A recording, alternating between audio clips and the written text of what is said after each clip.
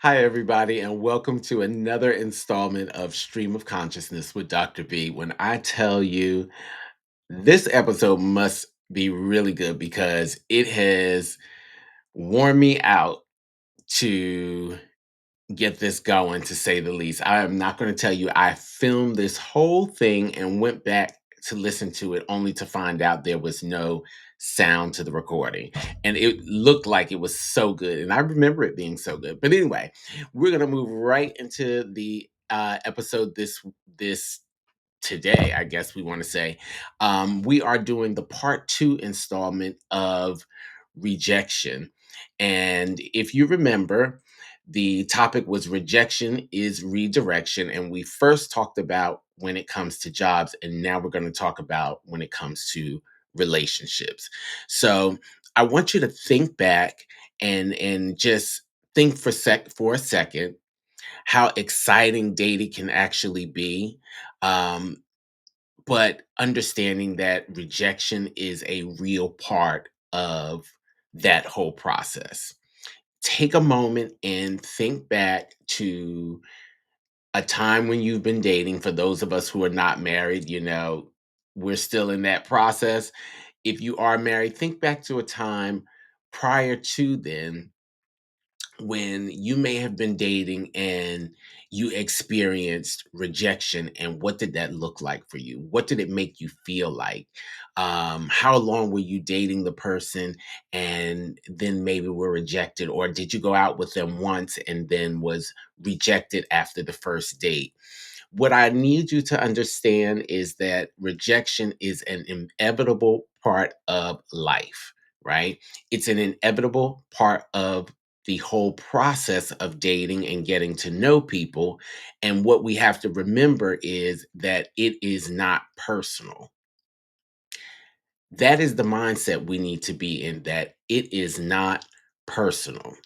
We have to, again, like we did for the jobs, we have to normalize it and understand that everybody goes through it. Even the person that we think is the most attractive, the most, beautiful, has the best body and all that kind of stuff, they also experience rejection. Everybody does not bat a thousand on each time they hit the ball, or every time that somebody does not bat a thousand when it comes to dating and uh getting to know, or not getting to know. They don't bat a thousand when it comes to dating, when with everybody that they encounter. I want to say that, I was getting lost in my thought for a second, but we got to remember that everybody goes through it. It is such a normal part of the process, and everybody experiences it. We have to distinguish that part, the ego of it, versus the reality of it. The ego part is me feeling like, oh, I'm the best person. How could they um, reject me at all? How could they not want me? Versus the reality that we are not everybody's cake. Everybody is not going to be drawn to us 100% of the time. That's the reality. For example, um, I know that you can think about a time when you thought you presented your best possible self and the person did not call you back the next day, or you went out and you had an amazing time. Let's say you went out to eat and you had great conversation. You decided to walk around after you had great conversation.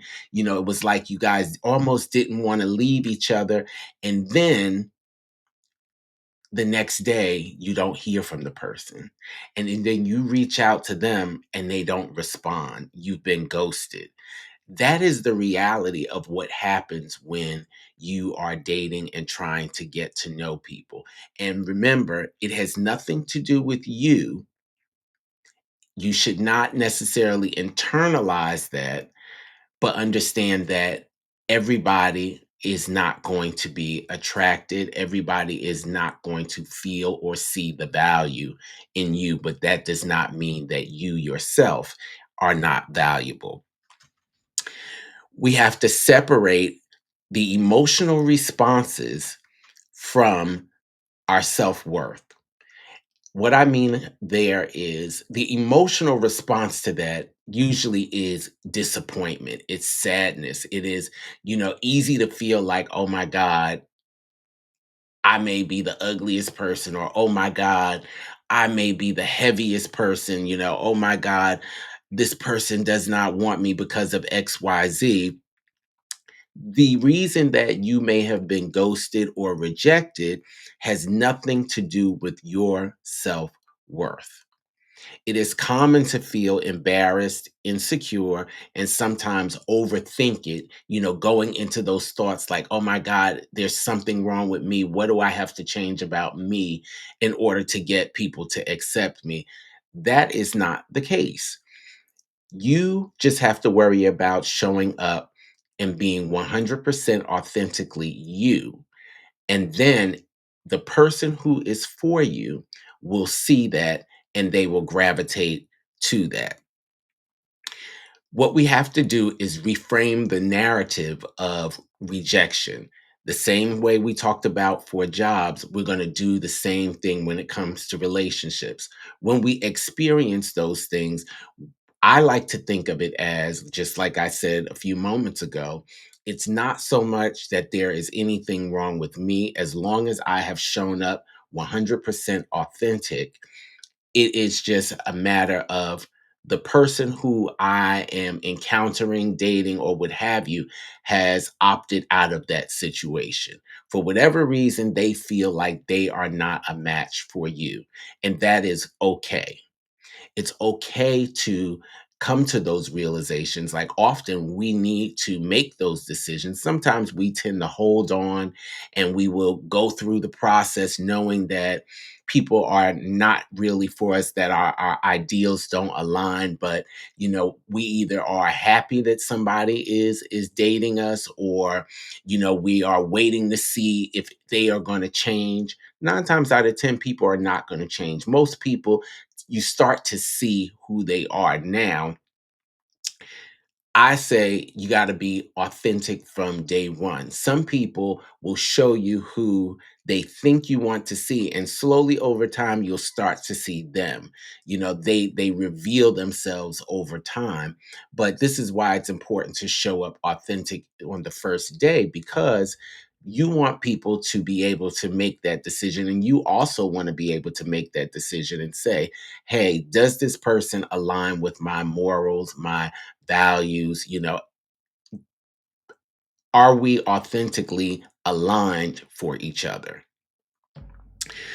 One of the things that I like to do is self affirmations. I kind of mentioned it before that I have a mirror in my house that has all of these colored sticky notes on it, and they are reminders of things that I tell myself when I experience certain situations, whether it's with people, in the dating realm, or people in general. There are things we have to constantly talk ourselves through certain things. And I think that is the power of affirmation. So I have it on a mirror because when I go to that mirror and, I'm fixing my clothes or what have you, I can see these things and they become reoccurring thoughts in my mind. And they are reminders not to internalize certain things and not to think so quickly that there's anything wrong with me, but that this was not a good situation for me. As long as I show up authentically and am who I am good. That's the best way that I can tell you. Show up authentically yourself so that you can be good. And then if the person does not accept it, it's absolutely fine. It just means that it was not meant to be. Each rejection really is a learning and growth opportunity. It gives us an opportunity to reflect, to step back and say, did I show up authentically?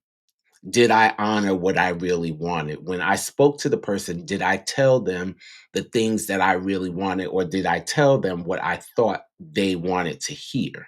Because that's the trick again.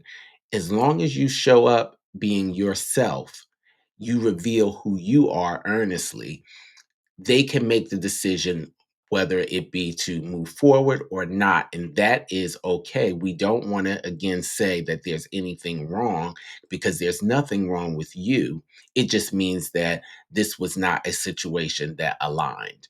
The values, the morals, the characteristics were not in alignment for good relationship. I often like to think, what did I learn from that situation? What did it teach me? That's the importance of stepping back and reflecting. You have to take the time to really think for a second. What did this situation teach me? What can I pull out of this? Is there something that I want to do different moving forward? If you did, let's just say, show up and you started behaving, or you were behaving as a person that you thought the person wanted, and then it didn't work out, moving forward, you don't want to do that. You want to be yourself all of the time. And I know that that is hard because a lot of times we want to be accepted. So what we do is we do things hoping that people will accept us, or we do things knowing what they're looking for, and we try to become those things so that they will accept us. But in the end, we end up hurting ourselves because, again, over time, we will reveal who we are. Same like the other person. If they don't show up authentic the first time, they will over time start to reveal who they are.